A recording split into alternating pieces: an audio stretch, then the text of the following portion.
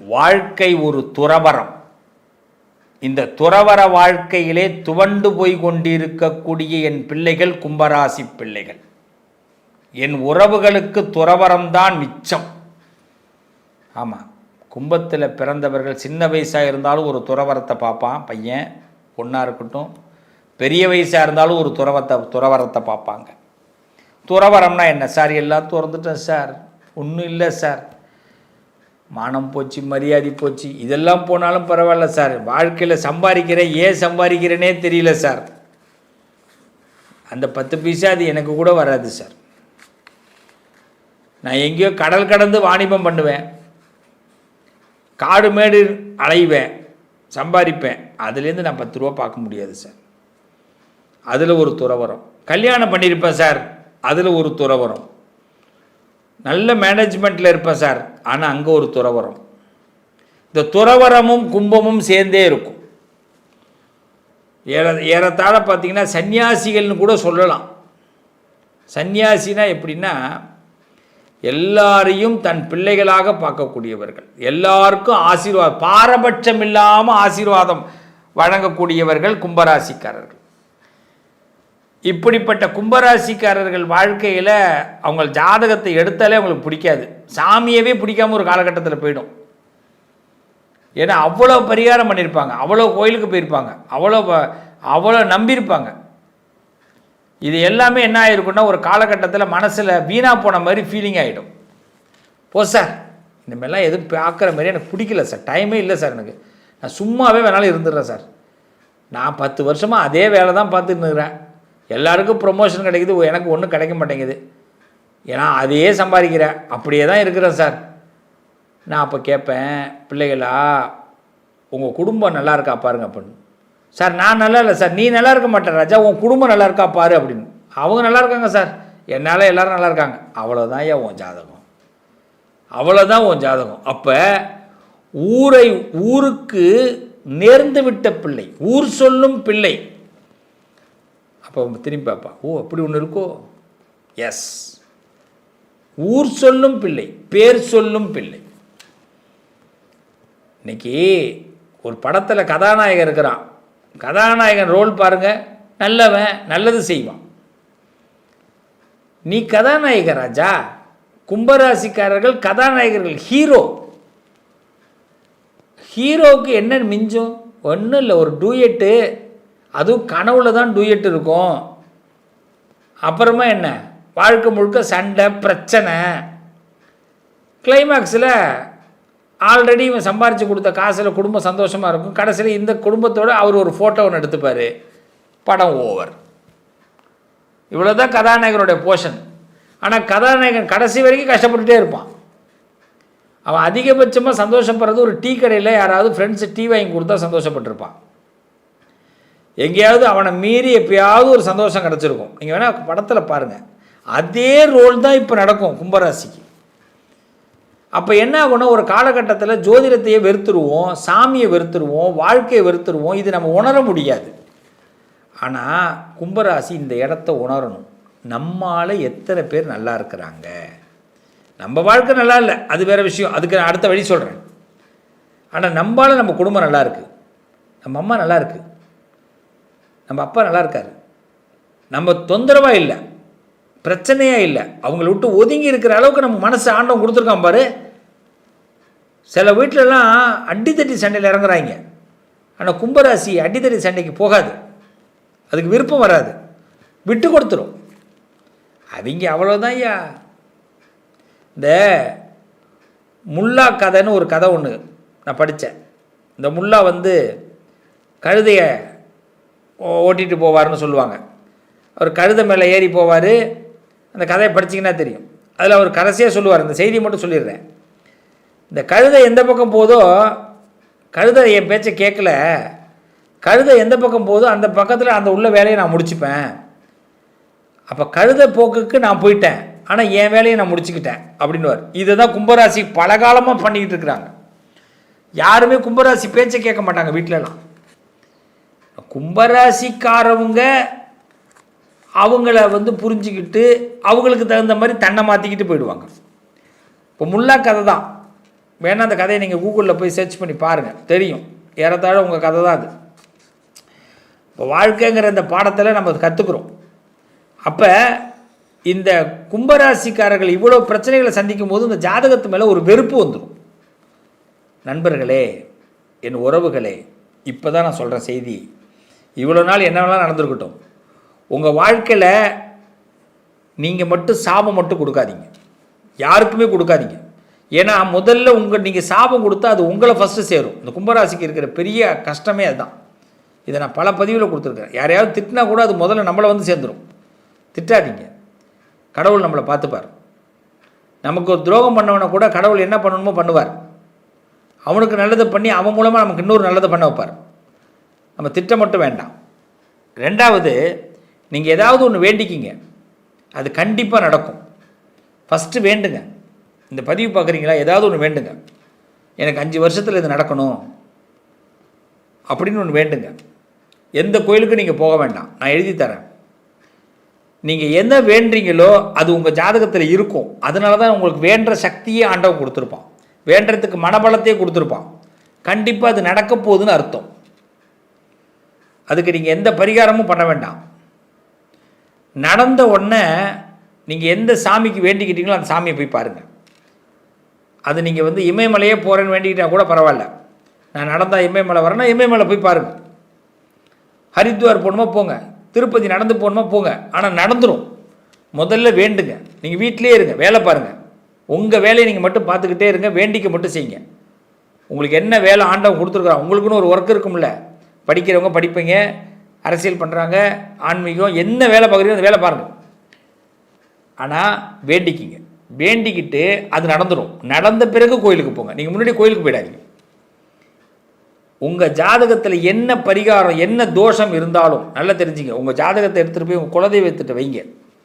வச்சுட்டு சாஷ்டாங்கமாக ஒரு நமஸ்காரம் பண்ணிங்க, மன்னிப்பு கேளுங்க. இது வரைக்கும் அடியேன் எந்த தப்பு பண்ணாலும் அதை நான் இதை விட ஒரு செகண்டில் என்னை மாற்றி கொடுத்துருன்னு நம்புங்க. குலதெய்வம் உங்களை மாற்றி கொடுக்கும். அந்த ஜாதகம் புதுப்பிக்கப்படும், அந்த ஜாதகம் ரெனியூவல் ஆகும். அந்த ஜாதகத்தை அப்படியே அந்த ஒரு குளியலை போட்டு பிள்ளைய அந்த குலதெய்வத்தை கும்பிட்டு ஜாதகத்தை வச்சு மன்னிப்பு கேட்டு அந்த ஜாதகத்தை எடுத்துடுவாங்க. உங்கள் ஜாதகம் மாறிடும். அதில் உள்ள எல்லா தோஷமும் விலகிடும். உங்களுக்கு எந்த பரிகாரமும் தேவையில்லை. இதுதான் உண்மை.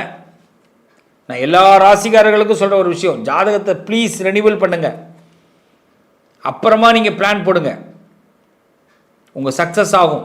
நீங்கள் நினைக்கிறதெல்லாம் உங்கள் ஜாதகத்தில் இருக்குது, அதெல்லாம் நடக்க போகுது.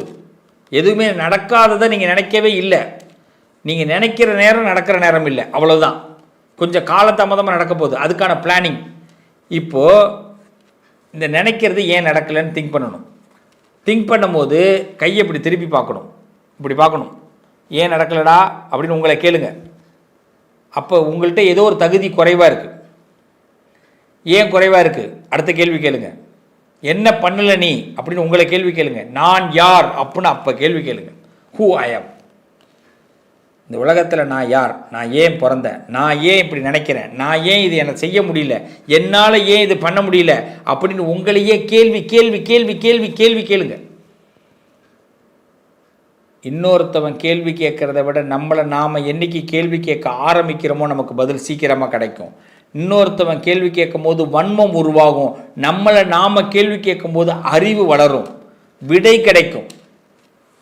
அதுதான் நிறைய பதிவில் சொல்லியிருக்கிறேன். ஏன்டா பிறந்தோன்னு நினைக்காதீங்க, ஏன் பிறந்தோன்னு கண்டுபிடிங்க.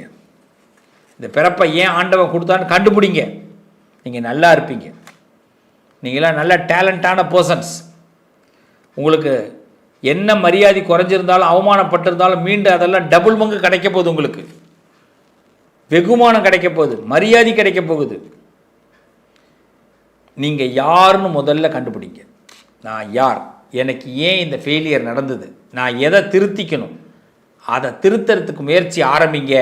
5 ஆண்டில் நீங்கள் போட்ட திட்டம் சக்ஸஸ் ஆகும். அது வீடு கட்டுறதா இருக்கட்டும், அரசியலில் ஜெயிக்கிறதா இருக்கட்டும், இது வரைக்கும் பணமே பார்க்கலைனாலும் இருக்கட்டும், பதவி பார்க்கலைனா இருக்கட்டும், வேலை இல்லைனாலும் இருக்கட்டும், என்னமோ ஒரு காரணம், அதனால தாங்க நான் கஷ்டப்படுறேன். அந்த கஷ்டத்தை நீ கண்டுபிடி, அது உன்னால தான் முடியும். இதை யாருக்கிட்டையும் போய் கேட்காத என் தங்கங்களா. கண்ட மாதிரி எல்லாரும் சொல்லுவாங்க. உங்களை கண்டு கொண்டவர் நீங்கள் மட்டும்தான். கண்டு கொண்டேன் ஒரு பாட்டு வரும் தெரியுமா? முருகனோட பாட்டு. நீங்கள் உங்களை கண்டுகொள்ளணும். நீங்கள் கடவுள், உங்கள்கிட்ட கடவுள் சக்தி இருக்குது, உந்து சக்தி இருக்குது. உங்களை கண்டுக்கும் போது சீக்கிரமாக அதோட குறைகளை தெரிஞ்சுக்கிட்டு அதை நிவர்த்தி பண்ண ஆரம்பிப்பீங்க. சீக்கிரமாக உங்கள் லட்சியத்தை அடைய போகிறீங்க. இந்த உலகத்தில் தப்புங்கிறது நம்மளும் காரணம், எல்லா தப்புக்கும் நம்மளும் காரணம். ஃபஸ்ட்டு நம்ம கான்ஃபிடென்ட் லெவல் குறையக்கூடாது. கும்பராசிக்காரர்களே, கும்பராசிக்கு கான்ஃபிடென்ட் லெவல் குறையக்கூடாது. கூகுளில் எதை சர்ச் பண்ணாலும் அது கிடைக்கும். கும்பராசிக்காரவங்களும் அதே மாதிரி தான். கும்பராசிக்காரவங்கள்ட்ட எதை கேட்டாலும் அவங்கள்ட்ட பதில் கிடைக்கும். அவங்கள்ட்ட தன்னம்பிக்கைங்கிற பதில் வந்தே தீரும். ஒரு விஷயத்தை தெரிஞ்சுங்க, தேவையில்லாத சொல்லை இனிமேல் பேசாதீங்க. இனியவை நிறைய நல்லதை பேசுங்க. உங்கள் இல்லறம் சிறக்கும், உறவுகள் மேலோங்கும். இன்னிலேருந்து கும்பராசி முடிவு பண்ணுறது அதுதான். இனியவையை பேசுங்க, இல்லறம் சிறக்கும். ஃபஸ்ட்டு ஃபால்ட்டாக எதுவும் பேச வேண்டாம். அப்படின்னா என்ன, எனக்கு நடக்கலை, நான் வேஸ்ட்டு, இந்த ஜாதகம், இந்த குன்பம் துன்பம், இதை தூக்கிடுங்க, வேண்டாம். துன்பப்பட்டவர்கள் தாங்க பிறகு விஐபி ஆகியிருக்காங்க. உங்களுக்கு கடவுளுடைய கிரேஸ் அதிகமாக இருக்குது. சனி ஆட்சி பெற்ற வீடு நீங்கள். பிள்ளையாரும் ஹனுமாரும் உங்களுக்கு நிறைய ஹெல்ப் பண்ணுவாங்க. நீங்கள் டெய்லி பிள்ளையாரை கும்பிடுங்க. பக்கத்தில் இருக்க பிள்ளையார் கோயிலுக்கு நடந்து போய் சாமி கும்பிடுங்க. பக்கத்தில் இருக்கிற ஹனுமார் கோயிலுக்கு அடிக்கடி போங்க. ஹனுமாரை கும்பிடுங்க, பிள்ளையாரை கும்பிடுங்க, சிவனை கும்பிடுங்க. வேறு ஒன்றும் வேணாம். நீங்கள் வேறு தொலைதூரம் போயில சாமி கும்பிட வேணாம். உங்கள் மனசு எப்போ உங்களுக்கு வருத்தமாக இருக்கோ அப்போ கோயிலுக்கு போயிடுங்க. ஏன்னா சாமி நீங்கள் சொல்கிறதெல்லாம் கேட்டுப்பார். இதே மனுஷன்ட்ட ஏதாவது சொன்னீங்கன்னா அவன் திருப்பி உங்களை நக்கல் பண்ணுவான், நையாண்டி பண்ணுவான். கும்பராசி எது சொன்னாலும் மற்றவங்க எல்லோரும் நக்கல் பண்ணுறது தான் வேலை. கும்பராசி ஜெயிச்சு காட்டினா தான் கும்பராசியை நம்புவாங்க, இல்லைன்னா நக்கல் பண்ணிவிடுவாங்க. நக்கல் பண்ணால் உங்களுக்கு பிடிக்காது, வெறுப்பு வந்துடும். எவ்வளோக்கு எவ்வளோ நல்லது செய்கிறீங்களோ அவன் பண்ணுற நக்கல்லே நீங்கள் உங்களை கடுப்பேற்றிடுவாங்க. உங்களை அழவிடாமல் விடமாட்டாங்க. கும்பராசிக்காரவங்களை மற்றவங்க அழ விடுவாங்க. கும்பராசிக்காரவங்க யாரையும் அழ விட மாட்டாங்க. ஒவ்வொரு கும்பராசியும் ஒவ்வொருத்தவங்கள்ட்டையும் துன்பப்படுவாங்க. ஏதாவது பொழுது போகலைன்னா ஒரு கும்பராசியை கூப்பிட்டு அவங்கள தப்பாக பேசுறது, இதில் கும்பராசி அகப்பட்டுக்கும். அப்படிப்பட்ட கும்பராசிக்கு நல்ல விஷயத்தை தெரிஞ்சுக்கிங்க. கெட்டதுக்குள்ளே போக வேண்டாம். வாய்மை, சத்தியம் பேசுகிறதுக்கு முயற்சி பண்ணுங்கள். உங்கள் துறவு வரம் உங்களுக்கு முடிவுக்கு வரப்போகுது. சத்தியம் பேசுங்க, வாய்மை கூறல், அது துறவரத்தை முடிக்கும். அது ஒரு துறவரம். வாய்மை பேசுறது துறவரம். அப்போ உங்கள் வாழ்க்கையில் இருக்கிற பிரச்சனைகள் முடிய போகுது. உங்கள் பொது வாழ்க்கையில் உங்களை ஈடுபடுத்திக்கிங்க. பொது வாழ்க்கை தான் கும்பத்துக்கு எப்பயுமே ஈடு கொடுக்கும். உங்கள் ஜாதகத்தை இனிமேல் பலப்படுத்துங்க. கும்பராசிக்கு நல்ல நேரம் ஆரம்பிக்குது. நீங்கள் ராஜ வாழ்க்கைக்குள்ளே வரப்போகிறீங்க. உங்களுக்கு ராஜ வாழ்க்கை ஆரம்பமாகுது. எப்போ நீங்கள் உங்களை கேள்வி கேட்கும்போது, நான் யார், எதுக்காக நான் இவங்களுக்கு உதவி பண்ணேன், ஏன் இவங்கக்கிட்ட அடிமையாக இருந்தேன், நான் ஏன் இவ்வளோ நாள் இப்படியே இருந்துட்டேன், நான் ஏன் இதை செய்யலை, ஏன் எனக்கு இது மறுக்கப்பட்டது, நான் ஏன் இப்படி இருந்திருக்கேன் அப்படின்னு உங்களை கேள்வி கேளுங்க. அதுக்கு விடை கண்டுபிடிங்க. விடை கண்டுபிடிச்சி அதை செயலாக மாற்றுங்க. கடவுள் உங்கள் பக்கம் இருக்காருங்க. கடவுள் உங்கள் பக்கம் இருக்கார். பிள்ளையார் உங்கள் பக்கம் இருக்கார். சிவன் உங்கள் பக்கம் இருக்கார். துர்க்கை உங்கள் பக்கம் இருக்காங்க. ஹனுமார் உங்கள் பக்கம் இருக்காங்க. இந்த 4 கடவுள் போதும். நிறைய பேச வேண்டாம். சின்ன வார்த்தையை பேசி முடிங்க. எப்பயுமே சின்ன சின்ன வார்த்தைகள் பேசுங்க. அதான் உங்களுக்கு நல்லது. என்னை பொறுத்த வரைக்கும் கணவன் மனைவி அன்பாக இருக்கட்டும், கடவுளுடைய அன்பாக இருக்கட்டும். கும்பராசிக்காரர்கள் அன்புக்கு, சொந்தத்துக்கு கட்டுப்பட்டவர்கள். பாசன்னா போதும், எல்லாத்தையும் விட்டுருவோம். வரவு செலவு கூட தெரியாது. அப்படிப்பட்ட கும்பராசிக்கு இது நல்ல நேரம், ராஜ வாழ்க்கை ஆரம்ப நேரம். உங்களை முதல்ல நீங்கள் ரெனலைஸ், அதாவது உங்களை பாருங்கள். என்கிட்ட என்னமோ ஒன்று குறை இருக்குன்னு கண்டுபிடிங்க, அதை மாற்றுங்க. அதுதான் இந்த நேரம். அந்த நேரம் தான் ராஜ வாழ்க்கை ஆரம்ப நேரம். உங்களுக்கான எண்ணங்கள் கண்டிப்பாக சக்ஸஸ் ஆக போகுது. மற்றவங்களாம் உங்களை பார்த்து ஆச்சரியப்பட போகிறாங்க. கடவுளுடைய துணையோட உங்கள் நல்ல எண்ணத்தினால நீங்கள் உயர போகிறீங்க. 3 தடவை சொன்னால் அது சத்தியம் நடக்க போகுதுன்னு அர்த்தம். சத்தியமான வாழ்க்கை உங்களுக்கு ஆரம்பம், ராஜ வாழ்க்கை ஆரம்பம். நல்லது நடக்கும், தயாராக இருங்க கும்பராசி என் சொந்தங்களே.